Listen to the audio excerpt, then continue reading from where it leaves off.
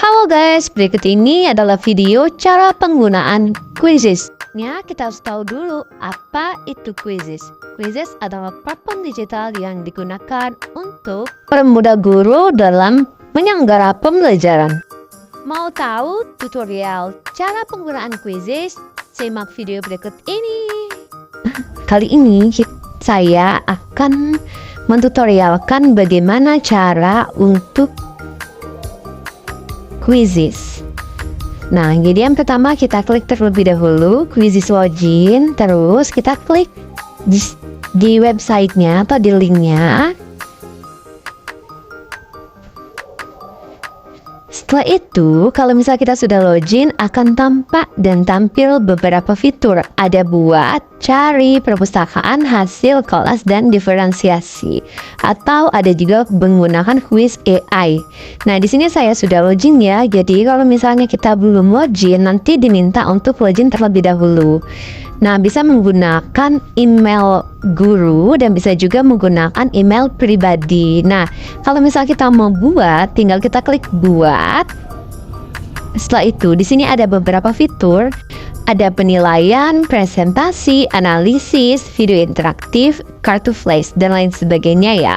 Jadi bisa kita klik kalau misalnya kita mau yang penilaian, tinggal kita klik penilaian. Nah, nanti di sini banyak ada impor lembar. Jadi kita ketik terlebih dahulu dokumennya di spreadsheet ataupun formulir Google.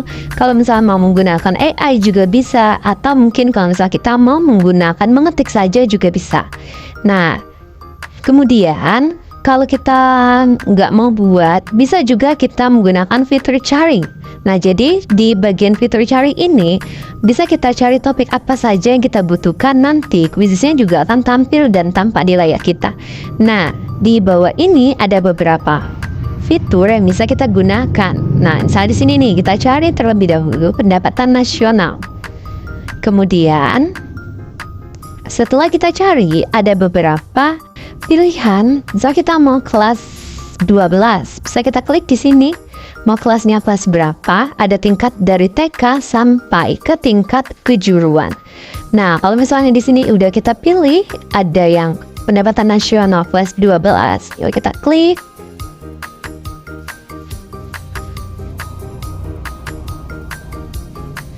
Nah, setelah kita klik akan tampak mengenai pertanyaan-pertanyaannya. Bisa kita edit, tapi kalau misalnya mau kita edit itu nggak bisa langsung kita edit di sini karena ini bukan kita yang buat.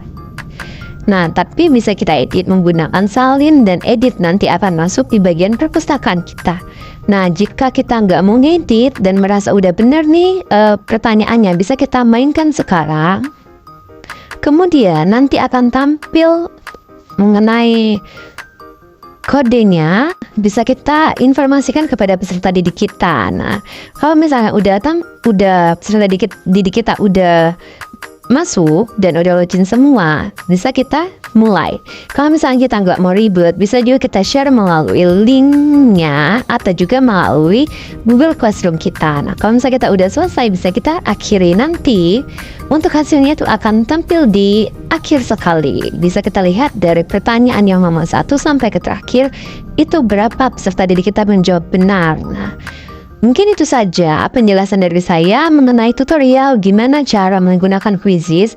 Quizizz ini sangat mudah digunakan dan juga bisa membuat peserta didik kita itu lebih semangat lagi untuk belajar. Dan ini juga bisa menjadi salah satu bahan ice breaking kita. Oke, see you next time guys. Bye-bye.